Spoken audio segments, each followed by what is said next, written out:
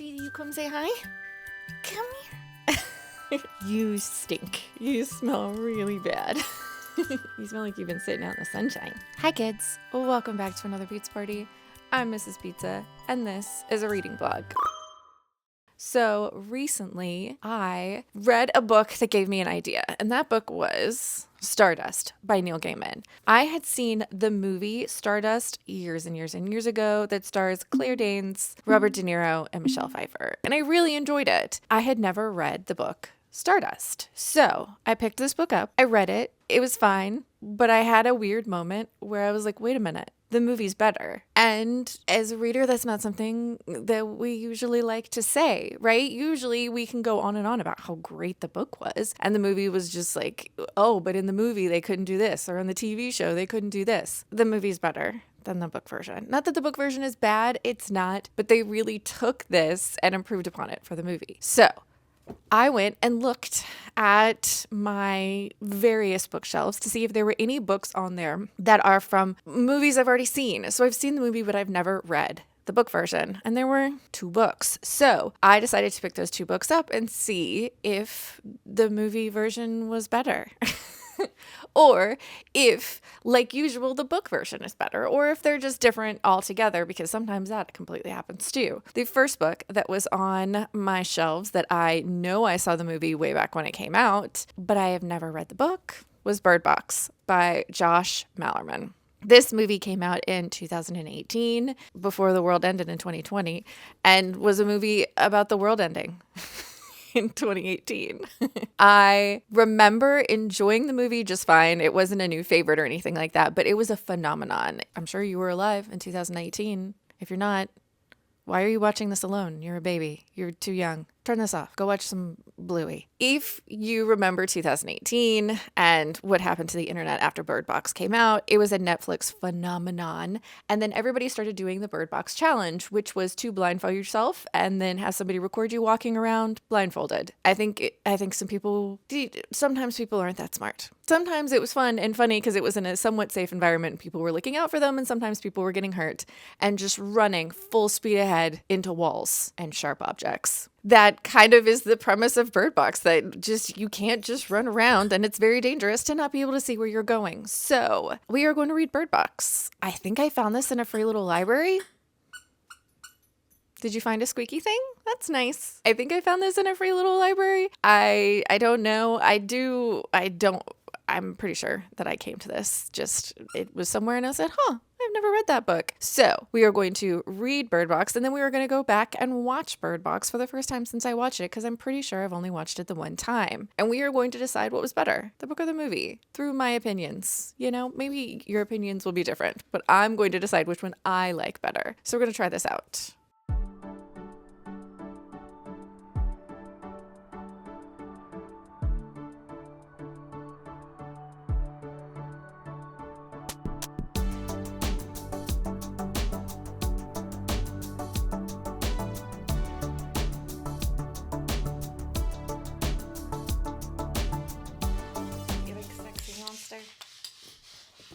The bird literally just started screaming.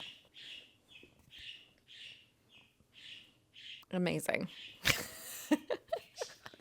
Just amazing, right? You're so pretty.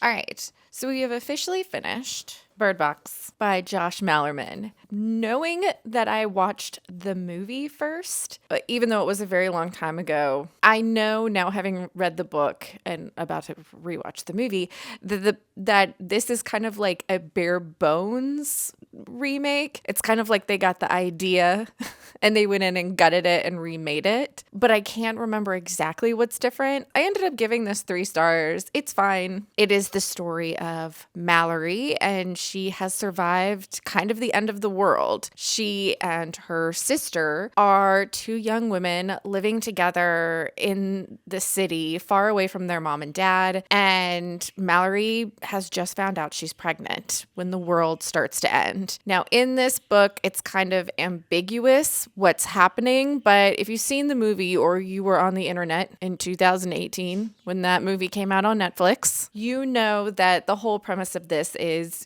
you have to wear a blindfold. You can't look at these things. If you look at them, the bird literally only screams when I'm talking. It's the funniest thing. She will be so quiet. Well, she likes the coffee maker and the washing machine too. But when I'm talking in the house, she's just like, yes, together we sing. All right. In this book, Mallory and her sister are trying to survive the end of the world. Now, in this world, there is some sort of creature, being, thing happening that when you see it, you unalive everyone around you.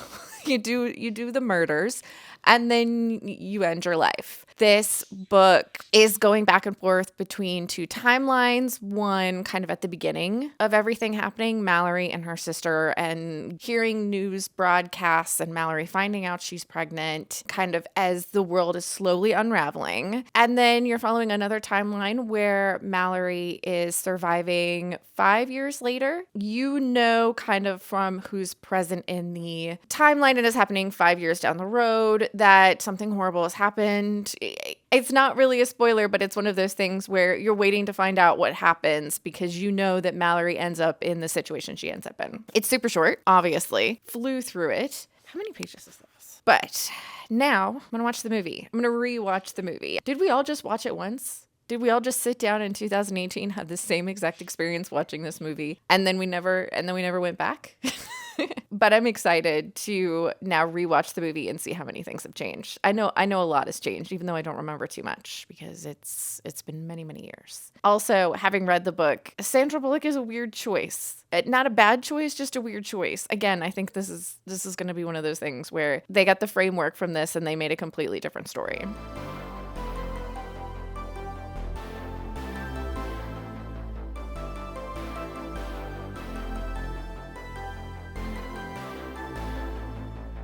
Hello. Just doing a curious sniffs. Okay, bye-bye. All right, Cheese and I just finished watching Birdbox. I was correct. So the book is kind of a framework that the story, the adaptation, the movie, kind of uses and adds to.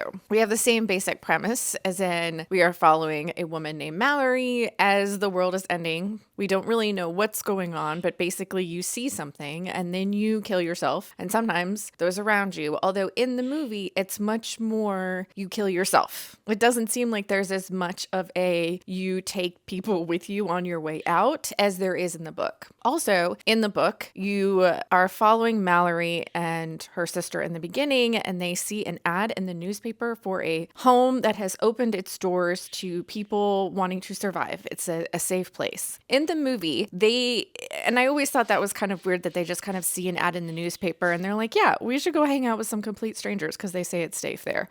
Also, how did these people get an ad in the newspaper in time? The timeline for the world ending, I feel like in the book is a little bit longer. It definitely starts off in Russia, whereas we pick up in the movie with Sandra Bullock and her sister. Both of the characters are older than they are in the book. Sarah Paulson plays Sandra Bullock's sister in this. These two are adults that don't live together. Sandra Bullock is pregnant. They make some kind of side comment about her previously being in a relationship and that person is no longer in the picture. That is also different from how our Mallory gets pregnant in the book, but it's not important. So in the movie, Mallory and her sister are actually coming back from a doctor's appointment when all hell breaks loose. And Mallory ends up in the house with all of these people kind of by happenstance. They're just kind of opening their door, screaming, everybody get inside. And she happens to run into the house with all of these people. There are more people in the house in the movie version than there are in the book version. I will also say the movie, it's easier to tell the difference between people, one, because you're actually looking at them. And in the book, they're just kind of quickly described when you meet them and then you get their names. I feel like in the movie, the people in the house that really stood out are Mallory, Tom, and Dawn. Everybody else in the house, aside from Cheryl, because she's the only other woman, I kind of had trouble telling them apart because I feel like it was kind of, they were quickly described and then we moved on. In the book, or in the movie, not only are you looking at these people, but you're kind of given little moments of who they were before the world ended, even though they're quick. It's like, okay, this person was in the police academy. This person worked at a grocery store. So you're able to not only visually differentiate between the characters because you can see them, but also because you're kind of given little snippets and immediately can tell their personalities. John Malkovich plays Douglas in the movie, and he is supposed to be our Don character, but that's another thing that happens in the movie that I like, is that not only is there more characters, but they kind of split up things between characters. Douglas is our asshole character, but in the movie, they do a better job of making you sympathize with him. It might just be because it's John Malkovich and he's really good at his job.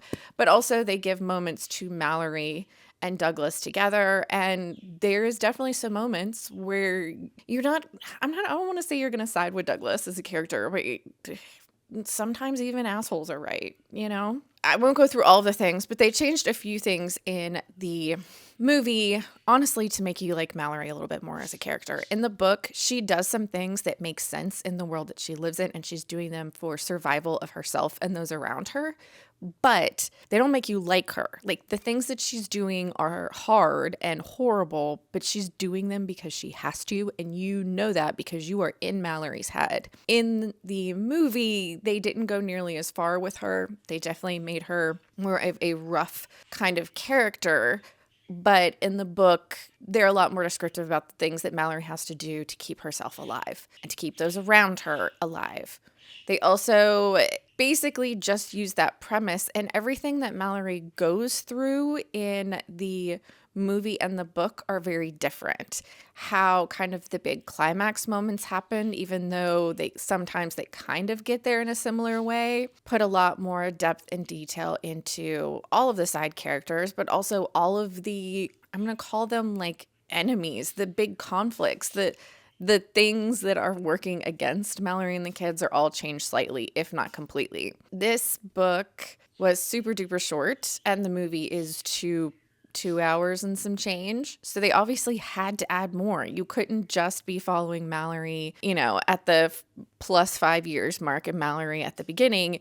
You have to see a little bit more of the time in between. I think that the changes they made to a lot of the side characters, especially Tom, I really liked in the movie. But then you have these moments in the movie that are a little bit cheesy, but I get it. It's a movie. You got to have those moments where Mallory has her big, emotional moments. I'm not going to spoil anything. If you haven't seen this movie from 2018 or this book from, when did this book come out? 2014. You're doing great. I'm glad you haven't spoiled yourself.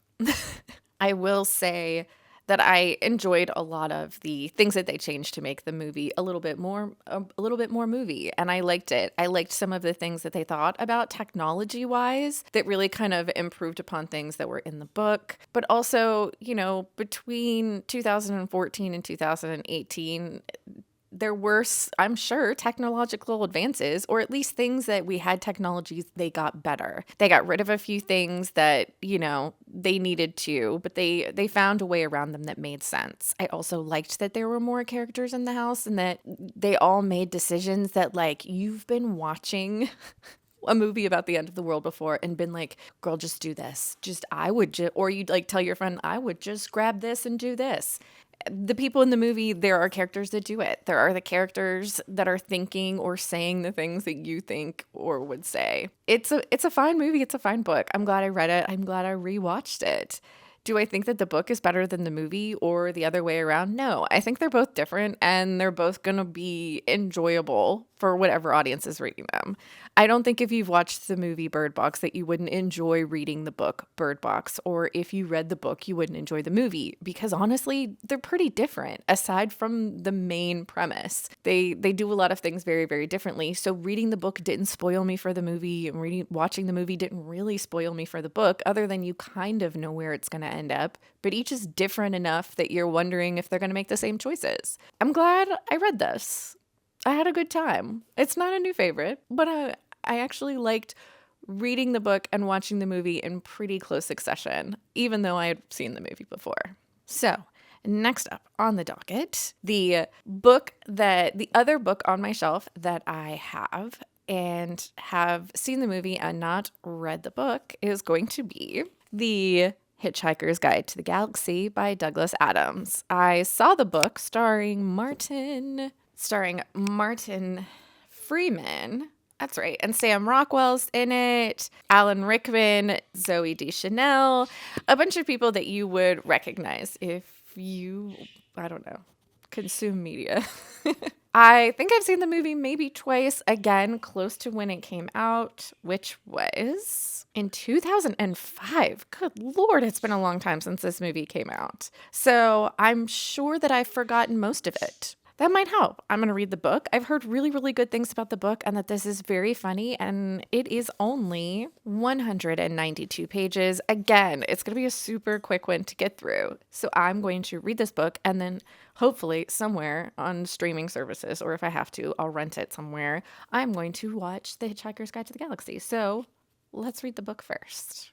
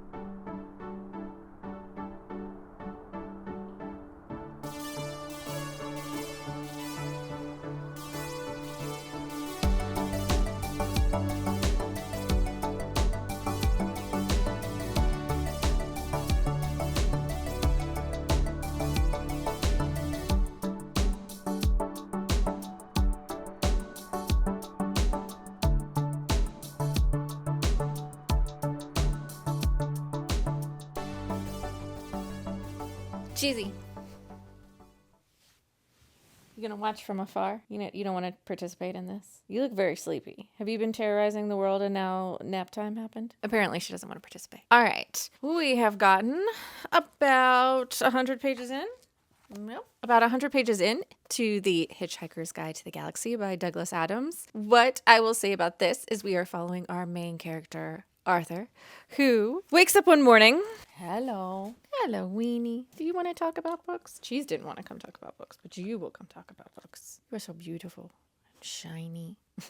You look uncomfortable with this attention. Let me talk about books. We are following, yes, I know, Winnie's getting attention, so get in here. We are following our main character, Arthur, and Arthur is a normal guy, just a normal guy living his everyday life. One day he wakes up and they're trying to bulldoze down his house to put in a bypass. And Arthur laid himself down in front of the bulldozers and is trying his best to stop this from happening. But at the same exact time, aliens show up and try and bulldoze Earth. This is the best way I can put it. Arthur is saved by a friend of his who may or may not originate from the planet Earth. Basically, this friend has a copy of The Hitchhiker's Guide to the Galaxy, and he also is helping write the newest version of said book. It is very... How do I even describe this book? The sense of humor is very different from something you're used to. You can definitely hear the author's voice in this. How they talk to you, some of the sentences are just kooky, crazy, loony. But it's almost like you're in on the joke as the reader. Sometimes it's a little hard to keep up with certain things, but it moves very, very quickly. This is a good book. I see why so many people like this book. I think it's probably not everybody's sense of humor, but the humor works really well if you get it. We are now following our character, Arthur. We are now following... Just right in my mouth. Can you hold my microphone?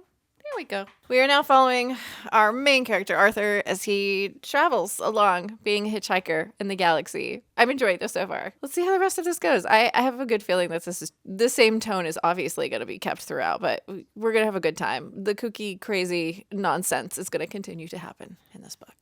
Well, apparently, right on time, the washing machine decided to go a little bonkers. So if you can hear that in the background, I'm sorry. Also, bird screaming. That's just on brand at this point, isn't it? So I have finished The Hitchhiker's Guide to the Galaxy, and I will tell you my final thoughts. I enjoyed this. It's not a new favorite, and it didn't rock my socks off, but I see why people really like this. This is very witty and funny, and it has a very specific humor to it. I enjoy Arthur. I enjoy how the conversations happen between Arthur and his friend Foyd.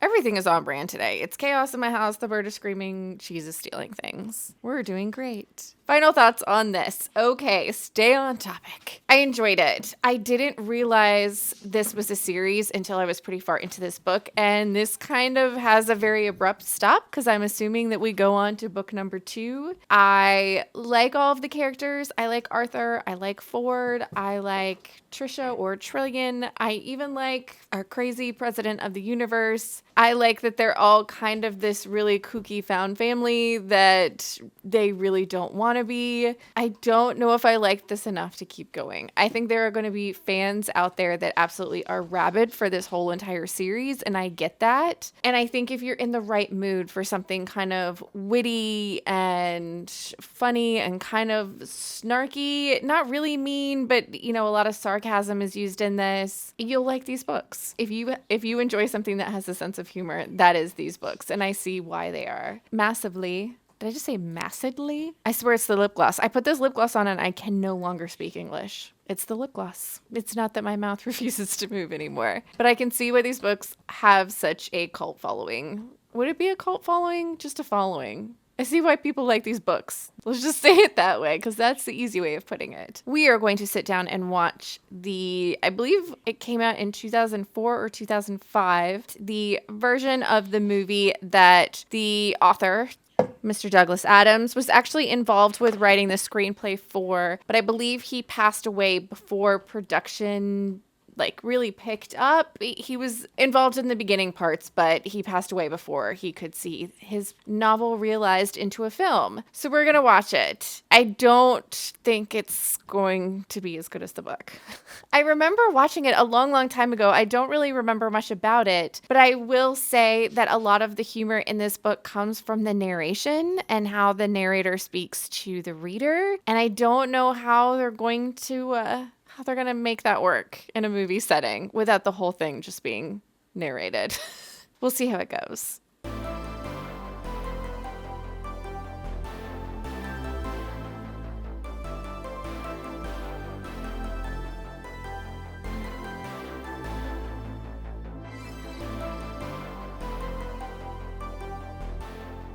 All right, so I watched it, and I was right. It's not as good as the book. It's fine. Here's what I'll tell you that I like about this. Production design and the overall just visuals of this movie are amazing. The visuals are amazing. I actually watched through the credits to see kind of who did the visual design, and I saw that Jim Henson, Creature Creators, is involved in this, and you can 110% tell. The aliens in this movie, at least the non-humanoid aliens, the visuals, the thought, just the individual hairs, the stubble on some of the creatures, and the production design on this movie are top-notch. Really, really great. The different locations that you're going to, the things that are at the different locations, those are great. The casting is a little weird. Sam Rockwell knocked it out of the park, as always. Alan Rickman as Marvin, the robot, amazing. Loved it. But Zoe Deschanel, and I'm usually a fan of her. I know she's great in New Girl. I think that she is miscast in this. And her and, is his name Martin Freeman, have zero chemistry. But we're supposed to believe that they have great chemistry from the jump. Didn't feel it. She was terrible in this movie. I'm sorry. Martin Freeman also wasn't that great, and I also think he is great in a lot of things. I think he came across as a little too mean.